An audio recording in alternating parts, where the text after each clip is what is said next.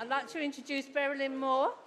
She's the Head of Practice Development and Principal Social Worker, Head of Health and Adult Services in Royal Borough of Greenwich. And also welcome Julie Burns. She's the Wellbeing Worker at the Carers Centre. And this presentation is Making a Plan. Okay, thank you, Avril. Good morning, everyone. Really lovely to see you today. As Avril said, Carmen Gardier, who's our Assistant Director, she was actually due to do this presentation. So these are her slides and her thoughts.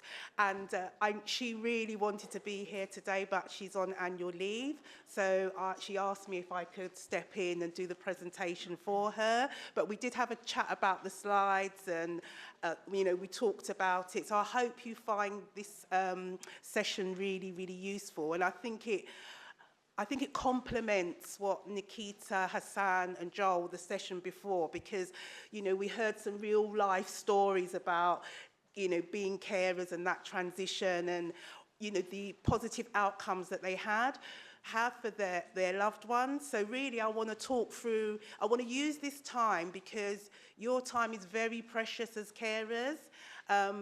You don't have time to think and reflect and sometimes plan for the future. So this is your protected time. You've carved out time today to be here for yourself. So when I go through the slides, I want you to think about yourselves in the context of what I'm saying, because, it's important for you as carers. You're busy doing everything, caring, personal care, finances, managing, organising for your loved ones, and sometimes to your own detriment, you neglect yourselves. So this is your 50 minutes to think about what we're saying, what we're talking about, consider it, make notes as well. You've got a nice little pack in there that I haven't got, so I'm pretty sure there's some papers and post-it notes and pens.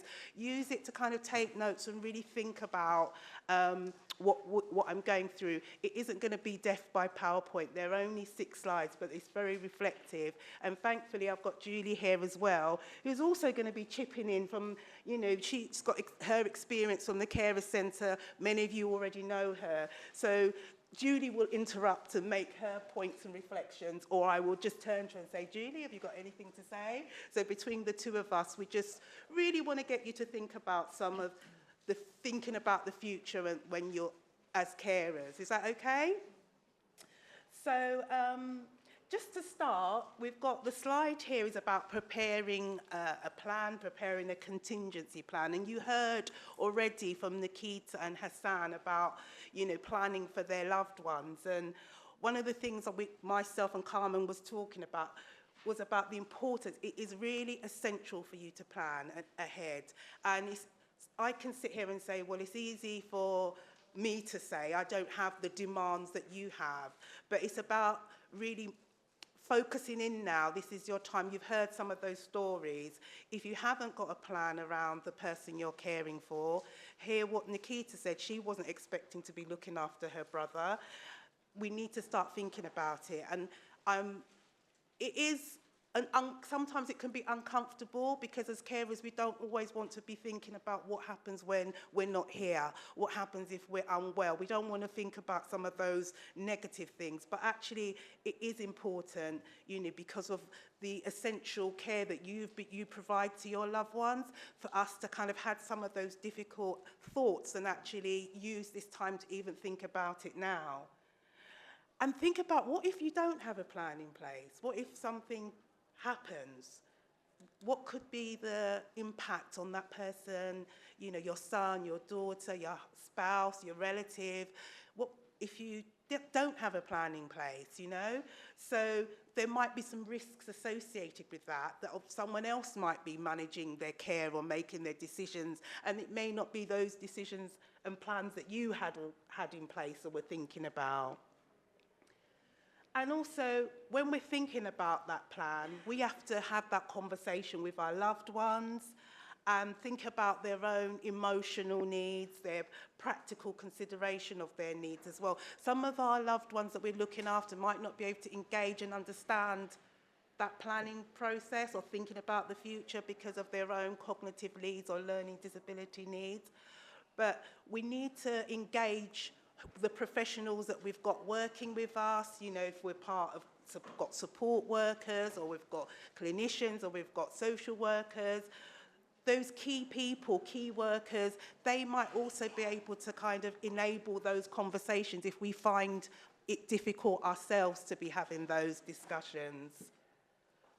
So thinking about the plan is about, now is the time to start shaping. Now is the time to start thinking about it, because, you know, thank God we're alive, we're here today, you know, we've got this time together. So this is the time to think about what do you feel would be best for the person you're looking after, you're supporting. What are the things that they feel would be good for them as well? What do they want for the future? We heard some beautiful examples about, you know, aspirations of Ravi and Omar, about the things that they like, the things that they like to do. I think Nikita and Hassan really articulated. You've got a real sense of them as people, their loved ones of people, the things they like, the things they don't like. And now I'm going to say something that you might think, okay, you may have mixed feelings, and I'm going to get Julie also to comment on this. It's really important for you as carers to have a assessment in your own right, a carer's assessment. Now, I imagine, I'd hope, and I'd like to think a large proportion of you have had an assessment. And it's important because when you hear that term assessment, you might think, well, I don't want anyone assessing me. I'm only interested in the assessment of the needs of the person I'm caring for. I don't want anyone poking around it, you know, because we're so focused on the person that we're looking after. We don't necessarily think about us. But what this assessment is, think about it as a conversation. So if the social care practitioner or someone says, do you want a carer's assessment? What they should be saying is, do you want to have a conversation about your role as a carer, how caring impacts? What's your thoughts about the future? And as a principal social worker, I've been in social work for many a year actually, and I have to say, I think my training for carrying out a carer's assessment, the most significant training came for me from a carer. Because when I went to see them, they were like, well, I like to have a carer's assessment. I knew that was part of the legislation. And I thought, oh, okay, let me fit in Mrs. Bloggs between this visit, and I'll pop in and see her. Well, I went to see Mrs. Bloggs, and I knocked on the door, and there's me with my assessment, ready to go through everything, A, B, ask all the questions, get all the information from Mrs. Bloggs, and then, okay, thank you, on to the next visit. When I came into Mrs. Bloggs opened the door. She said, come in. She sat me down, went to make a cup of tea, got out the china, asked me if I wanted a drink. This went on for a little while, brought me into the special living room, sat me down, closed the door. It was just me and her. Then she started to tell me about herself. It wasn't for me to start saying, right, I've got to do section A, section B. She sat down and she said, I want to tell you about myself. I want to tell you what's important to me as a carer, how caring has impacted me, how looking after my husband has restricted some of the things that I'm able to do, because sometimes we don't want to say that because we're, as I said, we're mothers, we're fathers, we're siblings, we're spouses, so we feel it's our duty to be doing those caring, and we don't want to actually say, but actually I'm not able to do anything for myself, I'm not able to see my friends, I'm not able to socialise, I'm not able to go, you know, to the mosque, I'm not able to go to the temple, I'm not able to do anything because all my life evolves around caring for that person.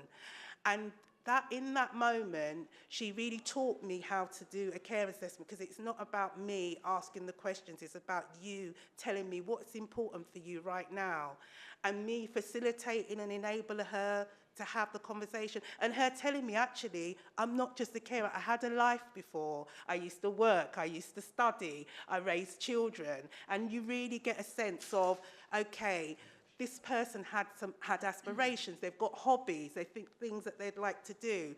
And I think that that was a very significant for me as a social worker to have her train me in actually, okay, now I know when I go out to see a carer, this is not just an assessment, this is not just information gathering.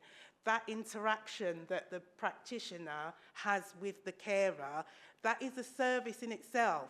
Even if I came away and she said, you know what, I don't specifically need anything for myself, but I just needed that time to have the conversation, to be me, to have someone that I could just reflect how I'm feeling. That in itself is a service, it's an intervention.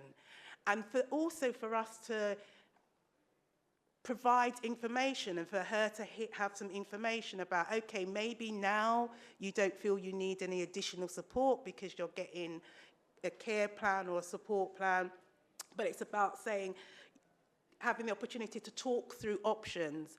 And part of that carer's assessment or conversation should be around things like making a plan. So even if, I hope I can get back in there, otherwise I'm gonna have to ask Evie to log in. Even if, you know, at that point, when we're looking about the assessment, even if they're saying, well, actually, I don't feel I've got any needs now, that question should be asked, well, what are your thoughts about the future? Have you thought about what happens? You know, maybe if you might become unwell in an emergency. So one of these things is about, what's your emergency plan right now? If you're ill or if you have to go away or go abroad suddenly, do you have a plan in place? Or the other thing is about, well, what about the future? You know, what would you like for the person that you're caring for? Have you had the conversation with that person? What would they like? Because we heard this morning already around Hassan and Nikita talking about, you know, their sibling and their son, about what, especially Nikita, when she said she was left in a situation where the expectation was on her. She wasn't expecting to be a carer. The conversation, she never really had those conversations. And I think that's why it's really important that we need to use if you've been offered a carer's assessment, don't see it as we're not assessing your ability and criticising your ability. It's a conversation for you to express and talk about yourself, what you think is important to you, and to have some of those difficult reflections that you may not feel that you can have with like family and friends. So as Julie's going to have a quick word with Avril, I was just about to say, Julie. I just wondered if you had any comments on that. Yes, so with the carers assessments, we used to have Mary Lyons, who used to come into the carers centre, which is based in Cholton Village. She used to come in, she's now left, and a new person has taken over, and her name is Jackie. So she can come into the carers centre to do that assessment with you there. You can also speak to the support team. I'm not one of the support team, I'm the Wellbeing worker, so I arrange all the activities and workshops and events that go on in the centre for yourselves as unpaid carers. You can speak to the support team first, and they can kind of go through, you know, what services are there available. They can also liaise with Jackie to make the appointment for you, and it doesn't have to be at the centre, it can be elsewhere. I'm not sure whether she does home visits actually, but you know, it can be elsewhere that she goes. As you said, Berylin, it's really important to make sure that you're kind of you know, taking time for yourselves, and it's really difficult as a carer. So you know, we are available there. There is information out there for you in you know, in different ways. But us as a carer centre, I can give you that information if you need that. You was talking about making the plan, Berylin, and stuff. So if somebody has made a plan, where do they keep that plan? Good question, yeah. I'm going to cover some of that in these slides, so then we can, if I don't answer it, just remind me. That's fine, yeah. So we were just, thank you for that, Julie. So we were just talking about the plan and involving people. So one of the things is to be clear about who is the primary carer. I'm pretty sure that in this room, there's more than one of you caring for your loved one. You might be the primary carer, but you might also have someone else in your family that's providing support. So they need to also be part of, when you're thinking about your plan, they need to be involved. Because there's no point if yourself as maybe the mother, maybe being very clear about what you want, but as in the example that Nikita gave, you know, that might not necessarily have been shared with the siblings. But if there is another person that provides care, it's important for them to be involved in that role. And then again, about the other family members and friends, it's really interesting. I hope Nikita doesn't, her ears are burning, but I hope she doesn't mind me. She talked about other family members having expectations about her in that role. Whereas if we make it clear as carers that actually this is not the expectation of us, this is what we expect, then everybody's aligned, because they'll say, well, yes, I remember, you know, mum or dad was saying, actually, we want our loved one to be as independent as possible. We want our loved one to be moving and having their own support. So it's about sharing that with family members is really, really important as well, having those discussions. Again, not something that naturally we do. When we're with our families, we just want to talk about nice things that are happening. We don't want to talk about, when we're not here, what we would like. And again, it's about us all getting comfortable with actually those conversations. Some people here may already have legal representation or deputyship or lasting power of attorney. That's very important to have if you are the main carer for somebody. So, you know, having the financial authority to manage their finances or put finances in place, really important. If it's you, who would you like it to be if you weren't here? Who would you trust to be able to manage your loved one's finances? Think about that as well. Julie, anything to add? I'm happy to move on. With the legal representations, there's grant source sitting outside. Okay. They often come into the centre. They are solicitors, and you do have to pay them if you go to use their service, but they come into here, and I know they've also visited the Carers Social Group to give information about the lasting power of attorney and the deputyships. They give lots of information. They talk about trust, wills and disabled persons' trusts, which are really, really useful information. They can't give specific legal advice, you know, there, but they can give you an overview on what it means and how this would look for the person you're caring for, you know, especially if you're leaving money to them and how that kind of works, and, you know, making sure that they're not going to, you know, you leave the money and they're going to be, the services they're going to have are going to be reduced. So it's really good maybe, you know, to think about, you know, taking some information, you know, however it is from either, you know, the social group or the carers centre. So once someone's made this plan, where do they keep it?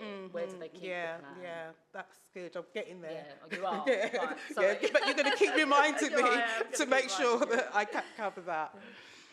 Okay, another thing to think about in the carers when we're thinking about the person we're caring for is their medical needs. It was interesting how Hassan was able to talk quite a lot about some of the behaviours of, you know, Omar. You know, you as carers know a lot about the health well-being of the people that you're looking after. You know about their medical needs, you know about their medication, probably more so than, you know, the clinicians. So that needs to be part of the plan. You know the medications, you know the treatment, you know the conditions. Obviously, the daily living, you care for your loved one 24/7, so you already know things around their hygiene, how they like their care to be managed, their meals, their mobility. One of the things that Carmen was saying was that it's important, she said, to leave a dossier of how your loved ones like to be cared for. I don't know if you've got anything written down, a diary, a book, or, you know, a lot of us women will remember the red maternity book when we were pregnant. Everything was written down there. You know, there's nothing wrong with having your own dossier of, these are the things that are really important. You know, we can start making those, writing those things down now when we're at home, you know, these little pointers about these are the medication. And I was reflecting on this, Julie, because I was saying to myself, you know, at home I manage like some of the bills come out of my account, and I kept saying to myself, I must tell my husband what the utility is, because I know he doesn't know that I'm with UW. And if anything happens to me, I know they're going to struggle, because they're gonna be like, well, which company are you with for electric? Which company are you with for gas?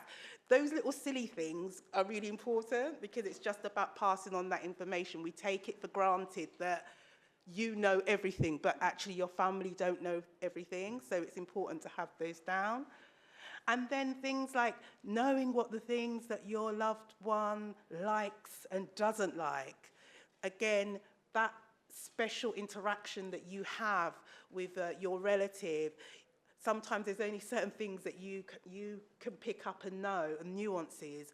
You have to be transparent and write those down. You must use that information as far as possible to communicate those things that things that your loved one responds positively to, things that your loved one is going to irritate them or anger them, or that they won't like. Really important to have your perspective as well as their perspective, if they're able to communicate that themselves.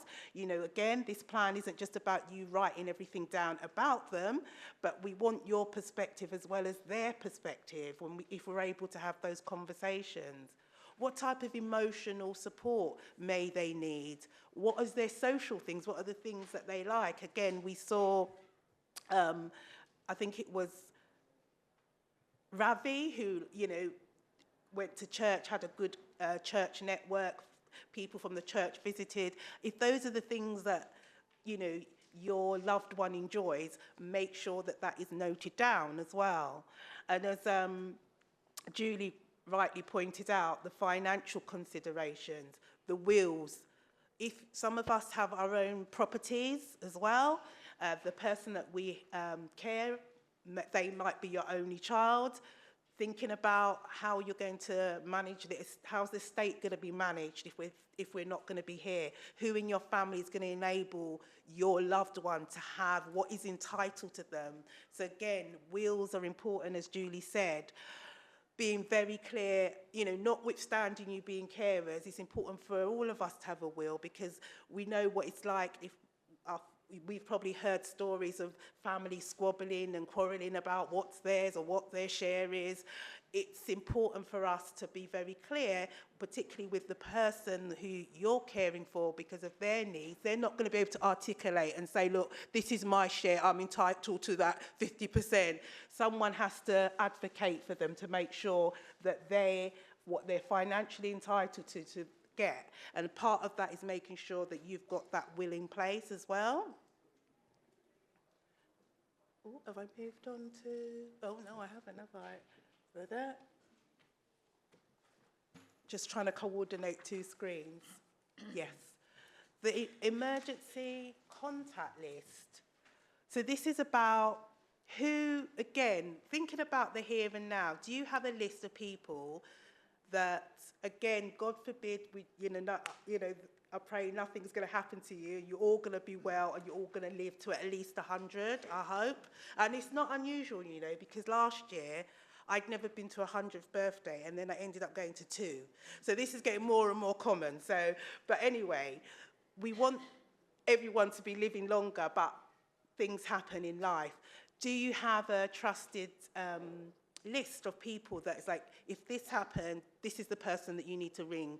This is my sister, my husband, my friend, my neighbour. Really good to start listing those things down. I'm learning from this session as well, because these are things I would never have considered.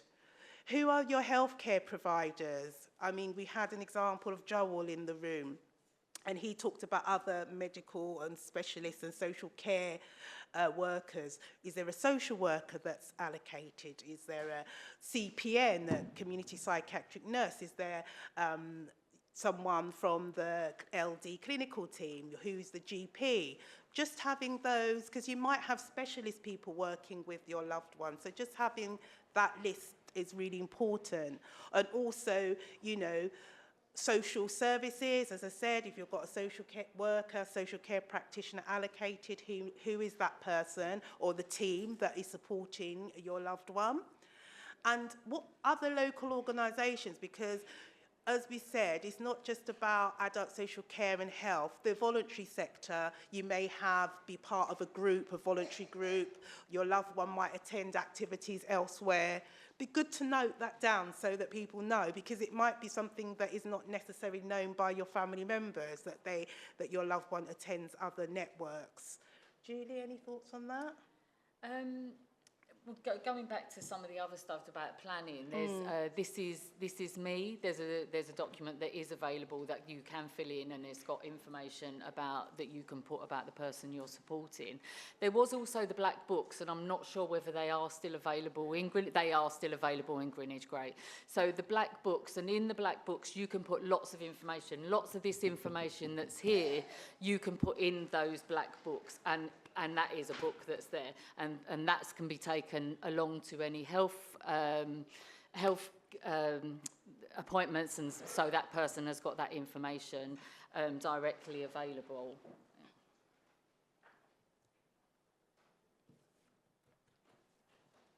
So this is about communicating the plan. Again, I've kind of touched a lot already on this.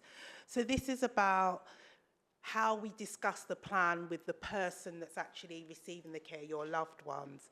Again, there may be communication needs, there might be cognitive needs. So use the professional people around you that are supporting that person. You know, if they're going to a centre or they're going to an activity that they've got a key worker, they are critical to be able to facilitate those discussions, because there might be nuances around the way that you have to communicate with that person. So again, if they're not able to appreciate the plan, you might want to write it. We do a lot of, Julie, recording these days. I'm being asked to record a lot, video record.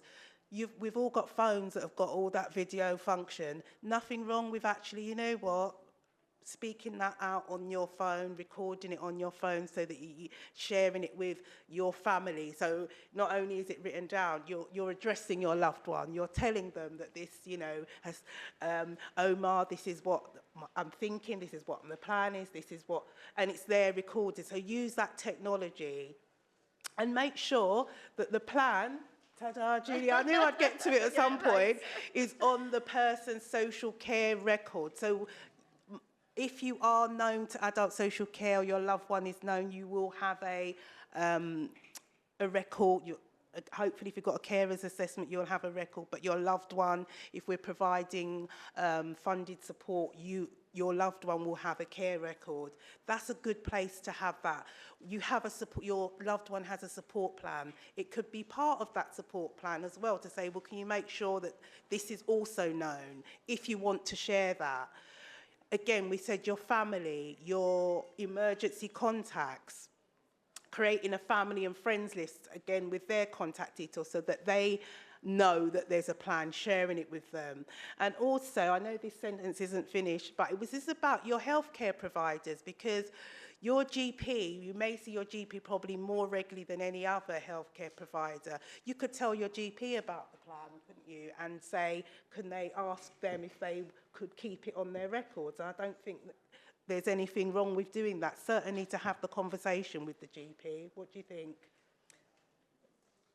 Knowing GPs, really, I'm not sure whether that would be something that my GP would kind of put on a record, but I'm not sure because, you know, that's something you'd probably have to check with your own GP.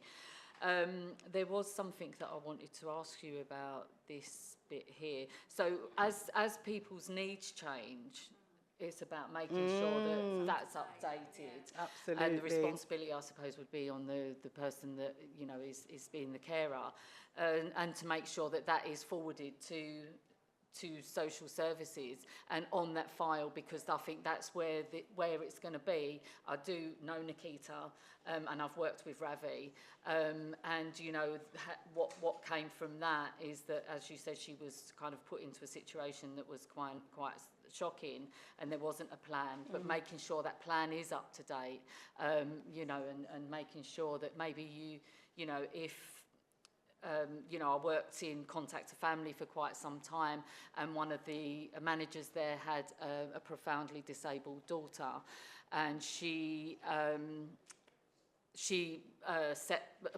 found accommodation for her, settled her into that accommodation, you know, because she felt that while she was here, she wanted to make sure that she was settled. She wanted to make sure that this placement was right for her. So it was about looking at those kind of things as well.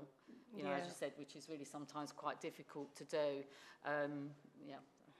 Yeah, and I think also just thinking about that plan and where to put it, just think about who are the key professionals that are involved in supporting you and your loved one, and ask them if you feel comfortable, if you want them to have that plan. There's nothing wrong, again, with having the conversation. Some of us, you know, we go to church, we go to temple, we go to mosque, we have a good relationship maybe with our faith leader. And so again, if that is a key part of your you know, network or family, that's something you may want to consider. So these are only suggestions in terms of just ensuring that everyone has an understanding of what you and your loved one want for the future. And rightly said, as Julie and Avril alluded to, about checking for changes in health or circumstances. It's good to have a plan, but you have to review and update it, because as I said, everyone here is going to live till they're 100, so we need to be making sure that their loved one's plan also changes from 5 years, you know, 1 year, 5 years, 10 years, because things will change. And so we need to also update our contact details, and the care preferences will change, and ensure that those parties who are involved, that they know, or if you've got new people on board or new professionals on board, we update that as well. So that's just something, again, just thinking about reviewing and updating the plan regularly. Jump in. Sorry, that was the slide I was supposed to be on. Apologies. Oh, I'm really multitasking today. Okay, let's see if I can move on to the... Have I got another slide, or I'll come to the end?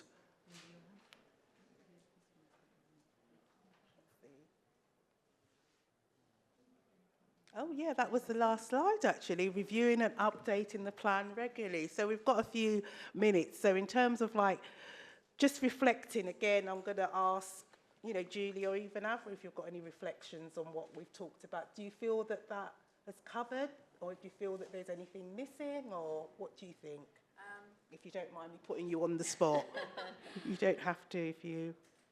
I still think it is a bewildering thing to have to start. I'm just wondering whether the Carers Centre would be able to guide us through doing a care plan. Yeah, I mean, I can... What sort of support? Yeah, so I can go back to the support team there, and I can talk about what we spoke about here. But we do have information, some other information at the Carers Centre about making a plan. So yeah, it does come from Age UK, but it still works the same. So it is around making that plan, but you know, they can help you do that. I'm sure that one of the support workers would be able to sit down with you. Yeah. And would be able to help you with that, yeah. And the This Is Me document for the person that you're supporting, to make sure that their views are heard, and make sure that what, as you said, what are their wishes, or how they're communicated with, is really, really important. Because if something suddenly happens, then you know that's really important to know. Thank you. And I think also Viv sent me a nice document as well, because obviously other local authorities have documents around, and I was just looking at this one here. Sorry, I can't put it on the screen, but I don't think... Oh, yes. Okay, yes. It was a making... let me see.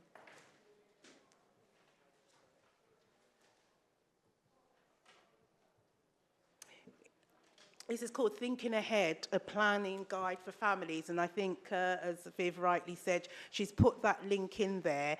And it really, I was just flicking through it. It goes through quite a few things in terms of, probably similar to some of the information that Age UK or Carers UK might have, around planning guide for families. And it's quite comprehensive. So it's about think why we need to think ahead. It talks about, it gives quite a bit of information in terms of planning for the future, making decisions, planning for emergencies, thinking about networks, thinking about, you know, accommodation. You know, we had some lovely examples of the support planning options that, again, Omar and Ravi are benefiting from.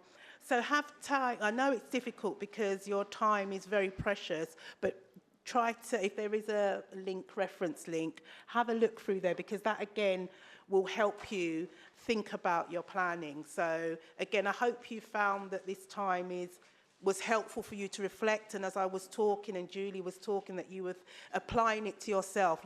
Everyone's situation is very unique, and you've got a unique set of circumstances. Some of you are caring by yourself, some of you have got a broader family network. So, you know, this was really just your time to think about your particular set of circumstances.